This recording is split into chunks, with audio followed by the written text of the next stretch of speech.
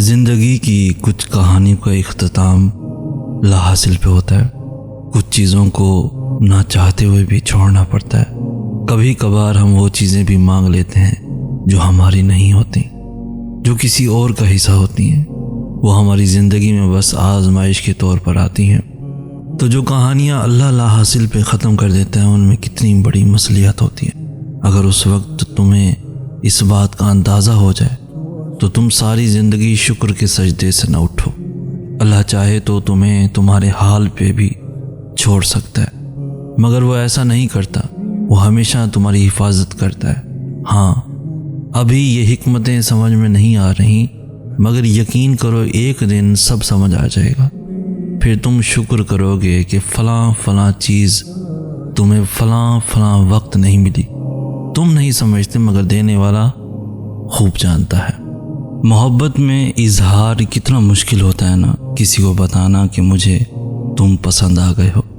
اور روز اللہ کے سامنے جھولی پھیلا کر تمہارے لیے بیٹھ جاتا ہوں اور کہتا ہوں، سن رہے ہیں آپ اللہ، ساری باتیں مانوں گا آپ کی، جو کہیں گے کروں گا. میری ساری عبادتیں رکھ لیجئے اور بدلے میں مجھے بس وہ ایک شخص دے دیجئے. ایسا نہیں ہے کہ میں ضد کرتا ہوں یا انا پر ڈٹ جاتا ہوں. میں تو بس اس سے مانگتا ہوں، اس کے سامنے التجا رکھتا ہوں، کیونکہ میں جانتا ہوں وہ سنتا ہے مجھے، اور میں جانتا ہوں وہ میری باتوں میں ضرور مسکراتا ہوگا اور کہتا ہوگا، احسن کا بچپنا اب تک نہیں گیا. اس کی مصلحتیں نہیں جانتا میں، لیکن ہاں اتنا ضرور جانتا ہوں کہ اس سے رابطہ رکھنے سے سکون ملتا ہے مجھے. تمہاری بات اس سے کروں تو لگتا ہے تم ابھی چپکے سے مجھے مل جاؤ گے. باوضو ہو کر تمہاری بات اللہ سے کرنا اچھا لگتا ہے، لیکن میں اسے کبھی یہ بتا ہی نہیں پاتا کہ سنو مجھے تم سے بے حد محبت ہو گئی ہے.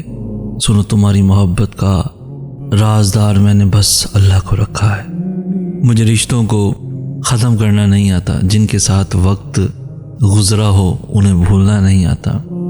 جو مجھے جیسا سمجھے میں اسے ویسا ہی سمجھنے دیتا ہوں. مجھے اپنے کردار پہ اٹھنے والے سوالوں کے مخالف وضاحتیں دینی نہیں آتی. مجھے جوابات کی لمبی فہرست تیار کرنی نہیں آتی. مجھے ثبوت اکٹھے کرنے نہیں آتے. ایسا نہیں ہے کہ میں غلط ہوں یا کمزور ہوں یا میرے پاس دلیلیں موجود نہیں. ایسا نہیں ہے کہ میں جواب نہیں دے سکتا، بس میری سوچ کا معیار مختلف ہے. لوگ جن معاملوں کو اپنے ہاتھ میں لے لیتے ہیں میں انہیں اللہ کے سپرد کر دیتا ہوں. لوگ جب سوالوں کو کریدتے ہیں میں ان سوالوں کا جواب اللہ کے ہاتھ میں تھما دیتا ہوں. میں خود اس لیے نہیں لڑتا کیونکہ مجھے پتہ ہے وہ جو اللہ ہے نا میرا، وہ میری ساری جنگیں لڑے گا. وہ واقف ہے میری نیت سے. وہی اس نیت کی وضاحت دے کر ان تمام لوگوں کی زبان کھینچ لے گا جو مجھ پر تہمت لگاتے ہیں. میں کمزور نہیں ہوں، میں طاقتور ہوں. اتنی طاقتور کہ مجھے خاموشی کے سارے آداب آتے ہیں. نظریں جھکا لیتا ہوں مگر کردار پختہ رکھتا ہوں. یہ آخر ہے دنیا، میں اللہ کو اول رکھتا ہوں. سب کو خوش کرنے کے لیے، رشتوں کو بچانے کے لیے، دوسروں کو ڈھونڈتے ڈھونڈتے ہی ہم خود کو کھو دیتے ہیں.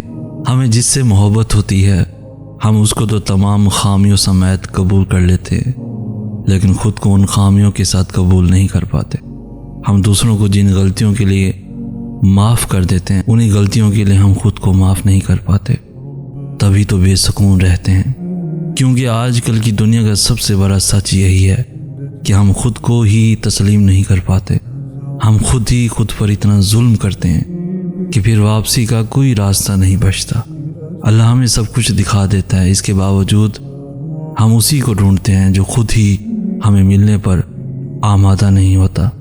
ہم خود کی عزت نہیں کر پاتے. گر جانا مقدر ہے لیکن گرے رہنا تمہارا اپنا فیصلہ ہے. جن چیزوں کے لیے اللہ نے تمہیں معاف کر دیا ان کے لیے اگر خود کو سزا دو گے تو سکون کیسے آئے گا؟ جن لوگوں کو اللہ نے خود تم سے دور کر دیا ان کے لیے ضد کرو گے تو خوش کیسے رہ پاؤ گے؟ خود پہ رحم کرنا سیکھو تاکہ تم پہ بھی رحم کیا جائے. کبھی کبھار ہم توکل کے سوا کچھ بھی نہیں کر سکتے۔ ہاں، تب بہت خوف آتا ہے جب توکل کرنے کے علاوہ کوئی بھی راستہ ہمارے پاس نہیں بچتا۔ پھر وسوسے ستاتے ہیں، پھر بند راہیں ہماری سانسیں اپنے ہاتھ میں لیے کھڑی ہوتی ہیں۔ بس یوں لگتا ہے جیسے ابھی سب ختم ہو جائے گا اور سانسیں یہی رک جائیں گی۔ توکل کا سفر صبر کے سفر سے بھی زیادہ مشکل ہوتا ہے، کیونکہ صبر کے سفر میں تو انسان دل کو سمجھا لیتا ہے کہ جو ہے بس وہی ہے، لیکن توکل ایسا موڑ ہے جہاں دل کو یہ پتہ بھی ہوتا ہے کہ سب ختم ہو گیا ہے، لیکن پھر بھی ہم یقین کا انتخاب کرتے ہیں۔ اور شاید تب ہم یقین کی آخری انتہا پہ ہوتے ہیں جب نصیب سب کر گزرتا ہے، لیکن پھر بھی ہمیں اللہ کی قدرتوں پہ زیادہ یقین ہوتا ہے۔ شاید ہمارا وہ انتخاب ہی ہمیں اس تک لے جاتا ہے جس تک جانے کے سارے راستے ختم ہو چکے ہوتے ہیں۔ شاید کبھی کبھار سب غائب ہو جانے کے بعد بھی مل جانے کا یقین رکھنا چاہیے۔ شاید اللہ کو سانسوں کی یہ ڈور سونپ دینے سے ہی ہمیں نئی زندگی مل جاتی ہے۔ شاید معجزوں سے پہلے واقعی کوئی راستہ باقی نہیں رہتا سوائے اللہ پہ بھروسہ رکھنے کے، سوائے اللہ سے مانگتے رہنے کے۔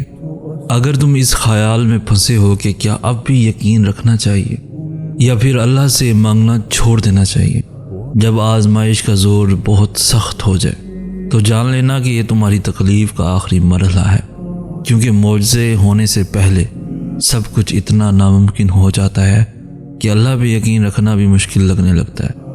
آسانی آنے سے پہلے چیزیں اتنی بگڑ جاتی ہیں کہ سب ختم ہوتا ہوا دکھائی دیتا ہے۔ تو اگر کبھی زندگی میں تم اس مقام پہ پہنچو جہاں لگے کہ اب مانگنا چھوڑ دینا چاہیے، تو یاد رکھنا کہ وہی مقام اللہ نے اپنے کن کے لیے چن رکھا ہے۔ یہی وہ مقام ہے جہاں اللہ نے تمہارے نصیب کا آخری فیصلہ کرنا ہے، اور یہی وہ مقام ہے جہاں تمہیں دعا کرنی ہے، بہت ساری دعا، اور ہر خوف کو بھلا کر اللہ پہ توکل کرنا ہے۔